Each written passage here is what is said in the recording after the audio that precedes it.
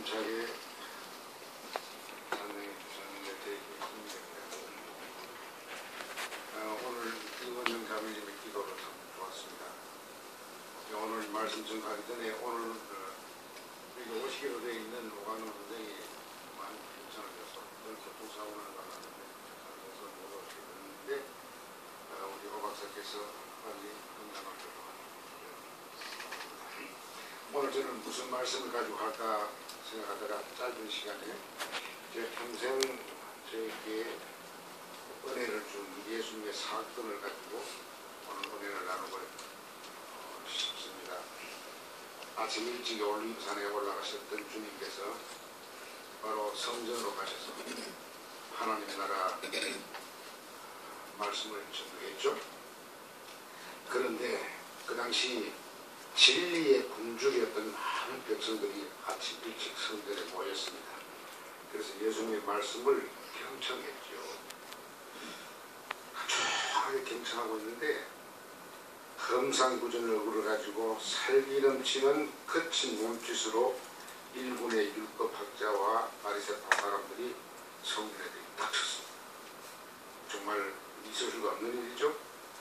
그런데 얼굴만 험상하게 생긴 게 아니라 그들의 주먹은 다 불끈 쥐고 있었습니다. 그 주먹 속에는 어떤 사람들은 돌을 쥐고 있었습니다. 그리고 공포에 질린 한 여인을 성전으로 무엄하게 끌고 갔습니다. 이 여자를 볼모로 예수께 달려와서 예수를 공경에 빠뜨렸습니다. 왜 그랬을까요? 그들은 예수님의 하나님 나라 운동을 몹시 불편하게 생각했던 사람들입니다. 그래서 이 운동을 어떻게 하든지 무력화시키려고 했죠. 이 운동이 그들에게 불편하고 그들을 화나게 한 것은 예수님의 하나님 나라 운동이 유대 주류 각들에게는 굉장히 불온하고 과격한 운동이고 반체제적인 운동으로 여겨졌기 때문에 그렇습니다. 하기야 예수님의 평소 언행이 몹시 반유대인적인 것은 사실입니다. 그래서 예수님을 제거하려고 늘 비우다가 오늘 한 건수를 이 사람들이 만난 것이죠. 굉장히 좋은 건수를 하나 찾았습니다. 그 건수가 뭐냐면은 현장에서 가늠하다가 가늠한 여자를 잡아봤습니다. 이건 건수로서는 기가 막히게 좋은 건수죠. 추상적인 게 아니고 구체적인 건수였어요. 그래서 이 사건이 주는 신학적 역사적 의미가 무엇일까? 이 위기 국면을 우리 주님은 어떻게 대응하셨을까? 어떻게 타개하셨는가? 이것을 성찰하면서 2016년 오늘 우리의 조국 상황, 한반도 상황을 생각해보고 싶은 것입니다. 먼저 우리가 유대 주류, 유대 표준, 유대 적자 세대 곧 갑들이 왜 예수를 못마땅하는 생각입니다. 이거 잠시 이야기해보는 게 좋겠습니다. 예수는 비주류였습니다. 예수님은 비표준이었습니다. 예수님은 비적자였습니다. 이 적자라는 것은 소위 그 다윈이 말하는 적자, 생존에서 말하는 적자입니다. 피트 아니었습니다. 예수님은 가장 작은 사람들, 꼴찌들을 대변하고 그들을 곁에 계셨고 그들과 동거하셨습니다. 늘 을의 친구였죠. 그들을 위로하고 돌보셨습니다. 이런 것들이, 이런 예수님의 행동과 행태가 갑들을 격분시키기도 하고 불편하게 했죠. 그러면 예수를 폭력으로 제거하면 되잖아요. 간단히.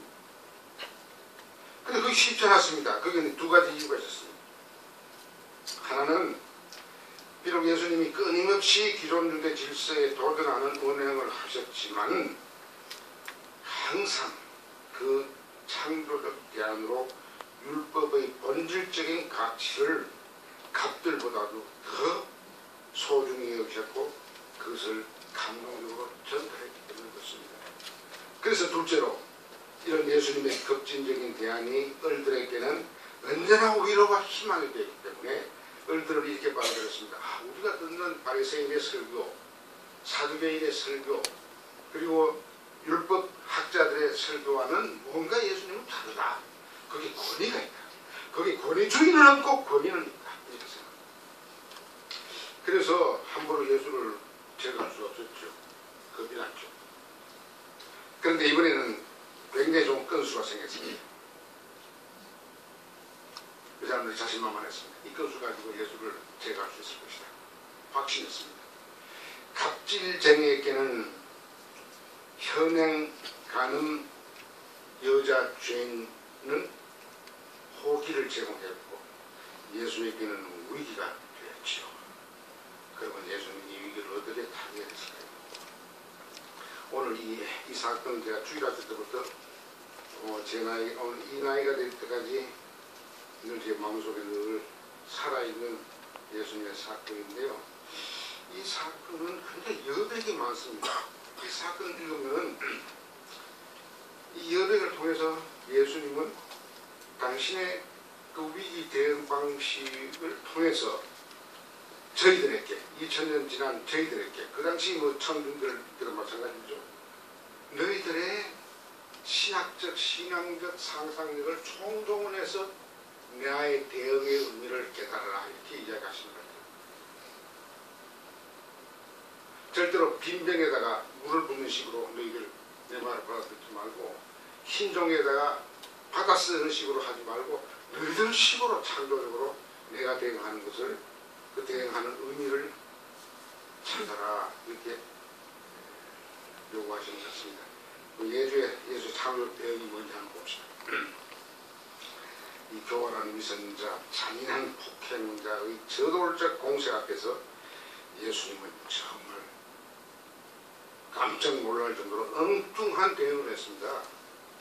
기묘하고도 참 우아한 대응을 하셨습니다.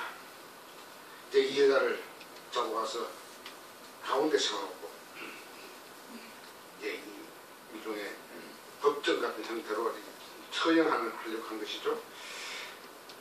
이 현행범 여자를 모세의 거기다가 돌로 쳐 죽여야 되는지 예수님에게 도전적으로 물었습니다.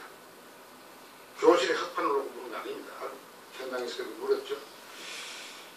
왜? 그들은 예수와 모세를 싸움 붙이려고 했습니다. 예수와 모세를 싸움 붙이면 모세가 이기게 되어 있죠. 그 당시 지배 이대로 이거 지배 문화가 지배 권력의 핵심이니까. 그래서 만약 예수가 그 질문에 대해서 이렇게 대답했다고 가정합시다. 그 여자 레위기나 신명기에 있는 법대로 처형하시오. 쳐 죽이시오. 그러면 이 사람들은 벌떼처럼 당신 평소에 이웃 사랑하라고 그러고 원수 사랑하라고 그랬는데 무슨 당신 사랑을 말해놓고 돌로 쳐 죽이라고 말하냐. 당신 종교적인 위선자 아니야. 이렇게 말해서 예수님을 무력화시켰고요. 만약 쳐 죽이지 마라. 원수 사랑하듯이 여자를 하주라. 이렇게 말하면 당신은 감히 국법을 어길 수가 있어. 가장 신성한 국가와 민족의 법을 어길 수가 있어. 당신은 반민족주의자요, 반국가사관요, 반체제 인사요, 역시 반유대주의자다라고 하면서 그것을 무력화시킬 수 있죠. 어느 쪽을 이야기해도 이만 세금 때 세금 질문과 마찬가지 어느 쪽을 대답해도 예수님을 당하게 됩니다.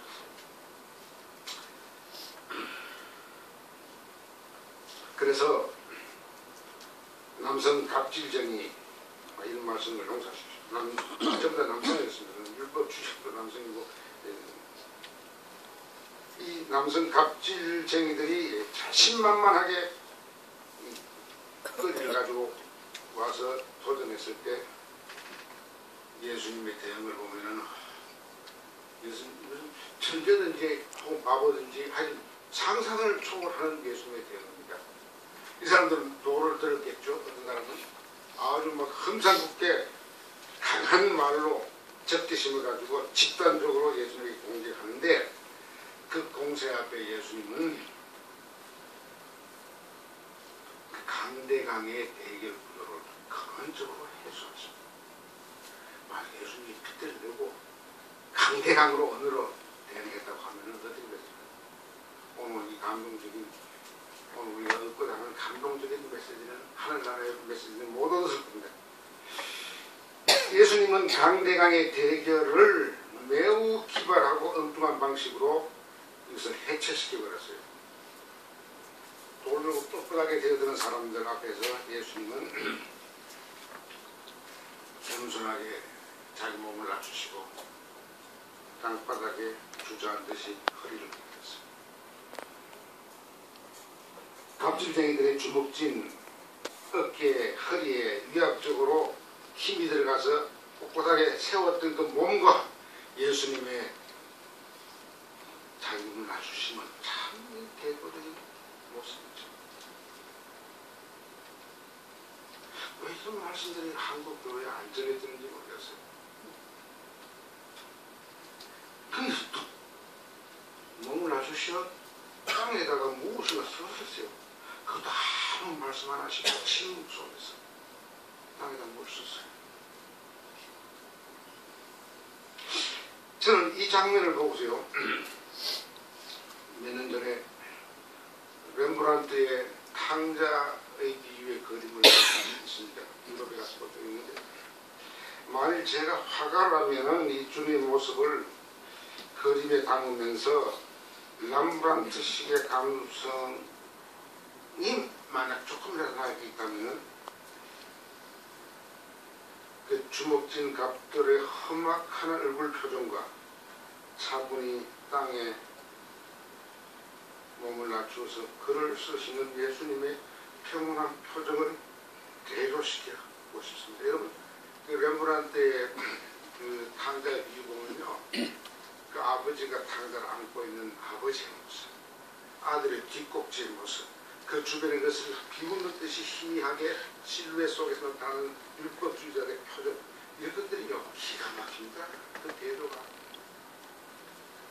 내가 화가라면 이 사건에서 돌진자의 표정과 땅에 몸을 낮추시고 글 쓰는 예수님의 모습을 그리고 싶습니다. 사실 세계교회는 수준 높은 사람들이 많습니다. 작가적인 상상력, 예수 가진 상상력 가진 사람이 많은데 왜 이런 그림이 없을까? 자, 그렇다면요, 예수님의 이 글의 내용이 무엇이었을까? 여기 예수님이 우리에게 창조적인 대응을 요구합니다. 우리가 교회 가면은 한 목사가 얘기하면은 수천 명이 아멘 할렐루야 그런 식의 반응 말고요, 그건 기계적인 반응이에요.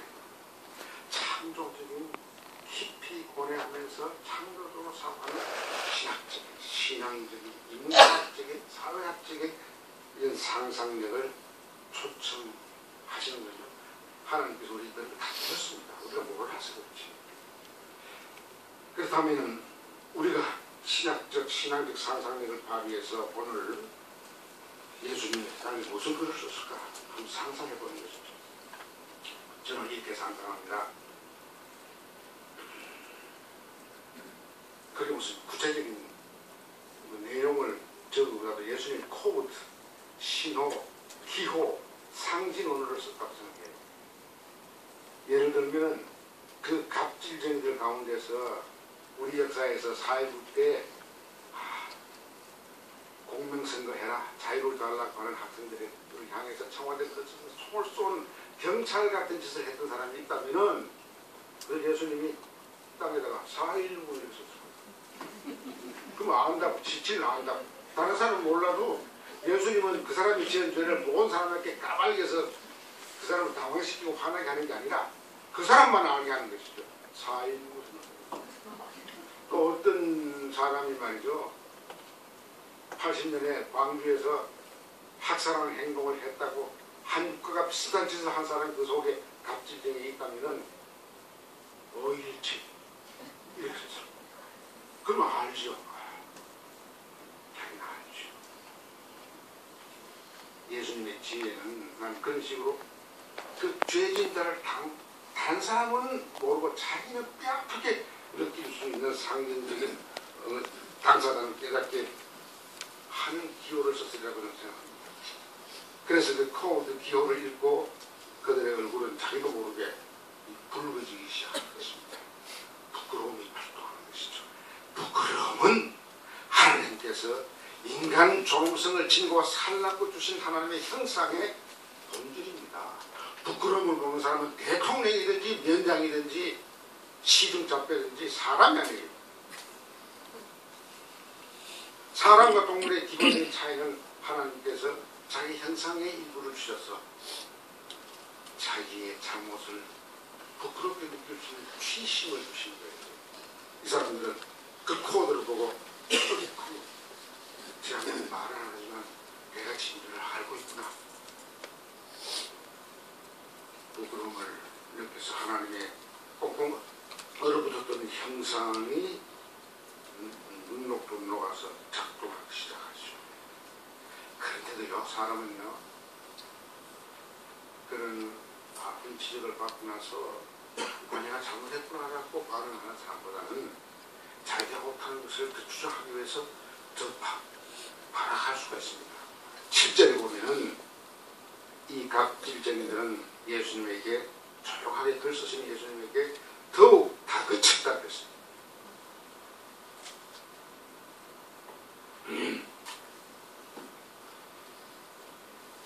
이때 침묵을 지키셨던 예수님께서는 일어서셔서 입을 열어 이렇게 말씀하셨습니다. 너희들 가운데 죄 없는 사람이 먼저 이 여자에게 손을 던져라. 이미 자기 죄를 지적했기 때문에 이 돌돌 힘이 많이 빠졌어요. 죄 안 지은 사람 때문에 치라. 이 사람이 당황했죠. 당황했으나 여기 한두 사람이 온 게 아니고 집단적으로 이 사람들이 왔기 때문에 이 사람들 혼란에 빠져서 던져야 할까 말까 그렇게 주저하는 모습을 예수님 보시고 두 번째로 예수님이 몸을 낮추십니다. 왜 두 번째로 몸을 낮추셨을까? 나는 오늘 이 인문을 여러분에게 풀어드리고 싶어요. 두 번째로 부끄러워하면서도 악한 마음이 완전히 사라지지 않는 그 상황 속에서 예수님은 다시 몸을 낮추시고 두 번째로 무엇을 쓰셨어요? 무엇을 썼을까? 여기 여러분의 신앙적 상상력이 필요합니다. 이 상상력을 공급하는 교회가 필요합니다. 자기의 개인적인 멱줄이나 신학적인 현학을 하는 게 이 강단에서 나오는 말이 아니에요. 이 상상력을 발휘해 보세요. 저는 두 번째로 이렇게 몸을 낮추셔서 썼던 그 내용을 저는 저 나름대로의 사회학적 상상력을 발휘해서 신학적 상상력을 발휘해서 이렇게 해석합니다. 두 번째로는 예수님께서 개인의 비행을 적지 않은 것 같아요. 정말 중요한 것은 그들의 집단적, 조직적 위선과 악행을 상기시키는 것으로서 첫 번째는 개별적인 너 언제 너 옆집에 이쁜 순자를 급하는 거 내가 안다 갖고 예수 생각하고 딴 걸 안 쓰고 순자 이렇게 썼을 때 뜨끔했죠. 두 번째 쓸 때는 그렇게 개인의 비행을 안 쓰신 것 같아요. 집단적 악행, 집단적 위선, 이 번뇌를 드러내는 것 같아요.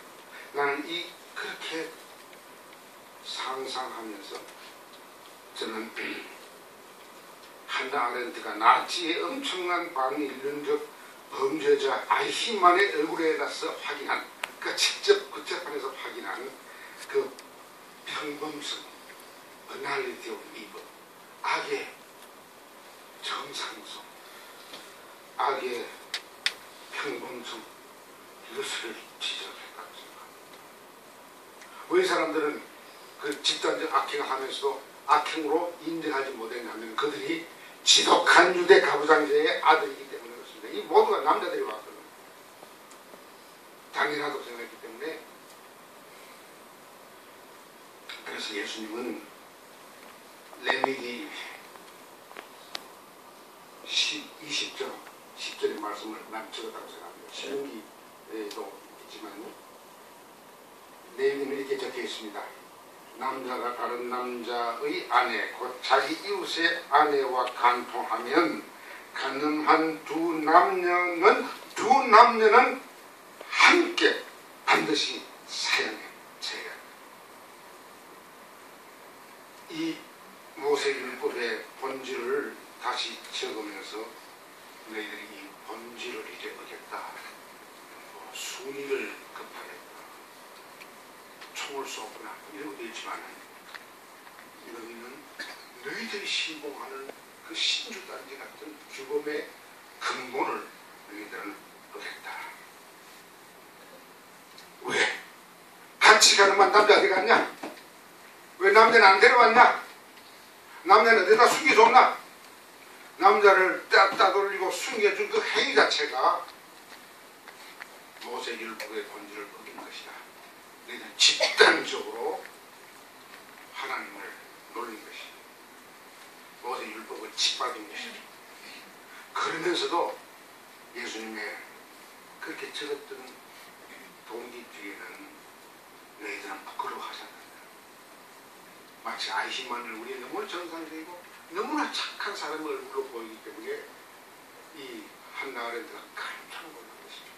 어떻게 해서 600만 명을 그렇게 처참하게 죽였던 나치의 범죄를 저지른 핵심 간부의 얼굴에 죄책이 그렇게 평온한 우리의 얼굴일까? 그게 The Banality of Evil이라고 하는 것이죠.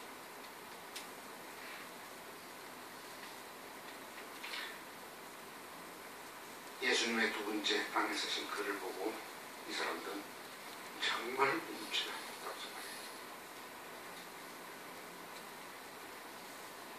이제 발동하기 시작한 부끄러움, 그들의 발악 행동은 줄어들고 이제는 집단적으로 자기들 위선이 드러나기 때문에 발선의 움직임이 시작한 것 같습니다. 제가 만든 이야기지만 발선, 발악의 반대, 하나님이 심어준 선한 아름다운 하나님의 본질이 떨어붙었다가 살아난 것이죠. 저는 여기에서 사도 바울의 로마서 12장 20절과 21절을 생각합니다. 사도 바울이 그렇게 말씀하셨죠.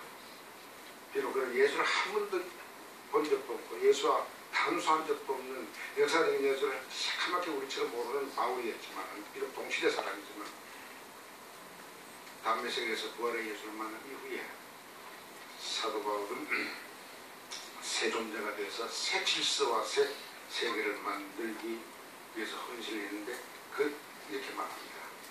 너희의 원수가 줄이거든 먹을 것을 주고 목마르거든 마실 것을 주라. 그리하면 그 원수머리 위에 숯불을 쌓아놓은 것과 같다.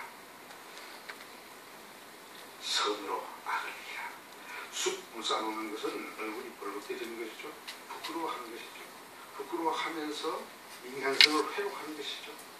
하나님과 관계가 깨졌다가 그것이 복원되는 것이죠. 구원을 받는 것이죠. 그래서 새 사람이 되면은 선을, 그 선으로 악을 이길 수 있다. 그 말씀이 생각이 나요. 사도 바울이 예수님 못 봤지만은 여기 오늘 이 사건에서 나타나는 예수님의 그 발성의 조용한 은혜로운 방식을 통해서 사도에게라고 합니다. 이제 제가 오늘 이야기 마지막으로요. 저는 개인적으로 이 땅에 글 쓰신 예수님을 이 나이가 돼서 80 하나가 돼서 역지사지하고 싶어요. 내 삶이 이때까지 역지사지 제대로 못했다고 생각하기 때문에 오늘 이 말씀 증거하는 것을 짧은 시간에 생명상하면서 내 삶이 과연 예수님의 글쓰기를 통해서 얼마나 부끄러운 삶이었나는 것을 깨닫게 된 것이죠. 도대체 예수님을 글 한 줄 남긴 적이 없어요. 저는 책이, 제 이름을 낸 책이 한 20개가 넘습니다. 그런데요, 예수님은 한 센텐스, 한 문장을 남기셨어요. 왜 예수님은 글을 안 썼을까? 이게 저는 옛날부터 궁금했습니다. 그런데 왜 나는 이렇게 글을 많이 썼을까? 이걸 내가 지금 스스로 묻는 거예요. 글 쓴다는 건요, 늘 그렇게 생각합니다만 글 쓰는 자의 유혹이 뭔 줄 아세요? 그 글을 통해서 자기를 미화하고 싶은 욕심이 있는 겁니다. 자서전 쓰는 것도 되게 그런 욕구가 있고요. 그래서 훌륭한 작품은 항상 작가보다 아름답고 작가의 사람은 항상 작품보다는 추한 법이에요. 그건 여러분 사실입니다. 내 자신도 이게 예외가 아닌 거 내가 여러분 고백합니다. 예수님은 그렇게 하셨어요. 글 쓰기가 얼마나 위선적이라고 하는 거예요. 그래서 안 쓰신 것 같아요. 딱 한 번 예수님 글 썼다는 게 사복음서에 나오는 게 요한복음 얘기인데 글을 땅에다가 왜 썼을까? 지우기 쉬우니까 그렇게 썼어요. 우리는 자기의 선행과 남의 악행을 도로에 새겨 자기는 영광스럽게 하고 남을 영원히 괴롭히려고 하는 그런 본성을 갖고 있는 것 같아요. 우리 교회 지식인들이 많은데 한번 생각해 보니까 글 쓰기가 얼마나 자기 유혹인지.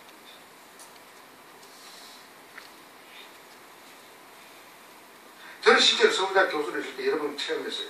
한 번은 런던에서 40대 여자가 자살 직전에 전화를 했어요. 난 한 교수님의 글을 많이 읽고 감동을 받은 사람인데 이럴 때 어떻게 되느냐. 내가 무슨 말을 할 수 있겠어요. 또 어떤 사람이 또 찾아와서 또 전화로 내가 돈 이만큼 빚졌는데 참 어려운데 한 교수님 인자신 마음으로 도와주십시오. 그래서 내 글이 이렇게 환상을 줬구나 하는 자기 깨달음을 가지고 있습니다. 내가 오늘 이 말씀을 전가하면서 다시 내 자신의 부끄러운 것을 내가 성찰하면서 예수님과 역지 사지 하고 싶은 것이죠. 나는 오늘 이 사건에서 가장 감동받는 것은 그 자기를 죽이려고 막 그야말로 강하게 달려드는 그 갑질쟁이들의 개인 죄목을 코드화해서 본인만 알게 해서뿐만 아니라 그걸 발로 서 치울 수 있게 한 거. 이야, 그거 참 대단한 예술이냐, 아름다운 마음이구나. 그게 우리 세계교회의 정체성이 바른 거야. 그것 없이 그래서 주님은 영원히 우리 감동을 주는 게 아니라 하는 생각합니다.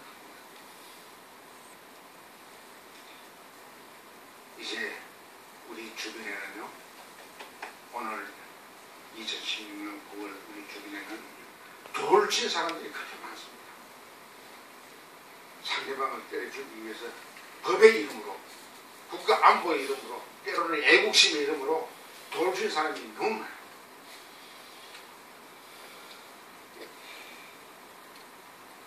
그 도로과 진손을 어떻게 하는 이유는 무엇인가?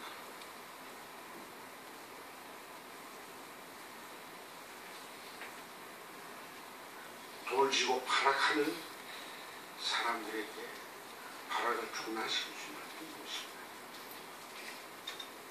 이 돌지고 발악하는 사람들은 지옥을 만드는 사람들입니다. 그래서 우리 헬 코리아라고 말합니다. 헬 한반도라고 말합니다. 북한은 지금 또 핵을 만들었습니다. 거기에서도 우리도 핵 만들자고 하는 사람들이 있습니다. 이런 헬 코리아, 헬 한반도 상황에서 우리 민영이들은 하나님과 복음 운동을 하도록 쫓아가는 우리를 과연 무엇을 해야 합니까? 누구를 쳐다봐야 합니까? 누구를 닮아야 합니까? 누구를 따라야 합니까? 이 문제를 여러분 근본적으로 생각해 주시기 바랍니다. 기도하겠습니다. 사랑하는 하나님,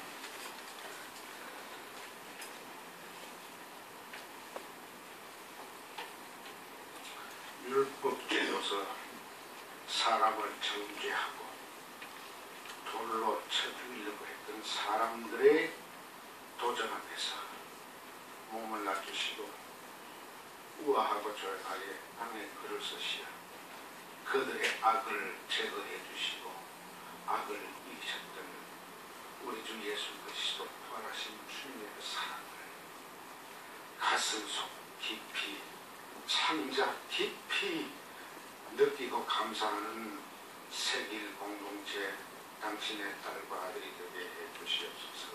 예수님